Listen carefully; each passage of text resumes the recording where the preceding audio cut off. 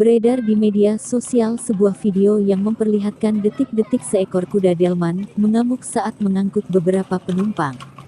Momen menegangkan itu terekam dalam video amatir warga dan kemudian diunggah oleh akun Instagram @momomedsos pada Sabtu, tanggal 2 Desember tahun 2023. Tak diketahui secara pasti kapan peristiwa itu terjadi. Namun menurut keterangan unggahan, peristiwa itu terjadi di Pasar Comal, Kabupaten Pemalang, Jawa Tengah. Kuda delman yang hendak mengangkut penumpang di Pasar Comal Pemalang tiba-tiba ngamuk, tulis keterangan unggahan. Dalam video yang berdurasi kurang dari 1 menit itu, terlihat seekor kuda delman yang sedang mengangkut beberapa penumpang, mengamuk di depan sebuah pertokoan.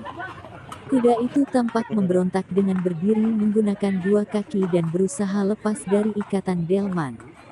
Melihat kejadian itu, warga sekitar pun berusaha menahan dan menenangkan kuda tersebut dari amarahnya. Di waktu bersamaan, para penumpang yang didominasi oleh ibu-ibu itu kemudian turun dari delman untuk menyelamatkan diri. Tak diketahui apa penyebab kuda delman itu marah. Namun, di kolom komentar, beberapa warganet menduga bahwa penyebab marahnya kuda itu dikarenakan oleh kelebihan muatan.